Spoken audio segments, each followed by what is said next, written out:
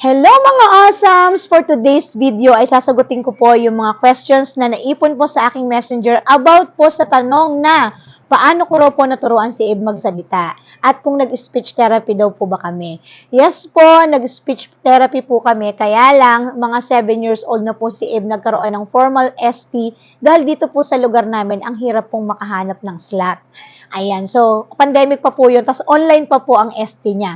So yung developing years niya, around 2 to 5, 6 kami lang po talaga ni tatay ang nagturo sa kanya kung paano. So paano ko ginawa? Eto na. So gumamit po ako ng visual schedule at saka po yung PECS or Picture Exchange Communication System. I-search nyo po ito sa Google. Marami po kayong makikitang examples at pwede nyo na lang po yung i-modify depende po sa kakayahan ng inyong mga anak. So since si Abe po ay non-verbal, ito pong puting wall na nakikita nyo sa likuran ko hanggang dun po sa may pintuan namin, punong-puno po yan ng visual schedule.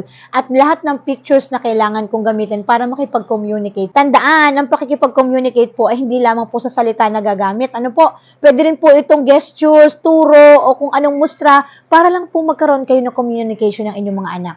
So yung pong picture na yon, yung visual schedule na yon, mula sa gumising, kakain, hanggang sa pagtulog, meron po yon. Para po rin matuto siya sa kung ano yung daily life routine.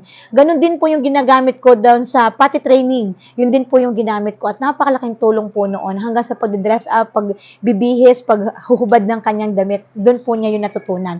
And ang isa pa po, yung PECS po na sinasabi ko, yung Picture Exchange Communication System, meron po yung nakalagay na I want blank, tas may mga choices ng picture sa ilalim. Ituturo po ng bata kung alin po yung gusto niya. Halimbawa, I want to eat apple, I want to eat bread. May picture po doon. So, depende na lang po sa inyo kung ano yung pictures na ilalagay nyo po doon.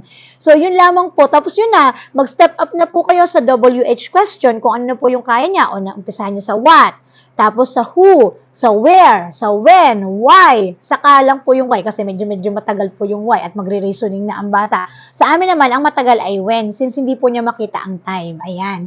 So, ngayon po, ang akin lang gustong sabihin, kayo, maswerte na kayong mga nanay ngayon kasi very available na po sa lahat ng platform po yata ang mga possible na pwede natin gamitin. Nung time ko, wala o kung meron man mahal. Ngayon po, pwede nyo pong gamitin si Milo Speech Buddy na madadownload nyo po to sa Google app. Ayan. Basta kayo naka-Android at pwede na rin po yata sa iPhone. Ayan. Yun po ay mga lessons para sa mga batang non-verbal o nahihirapang magsalita.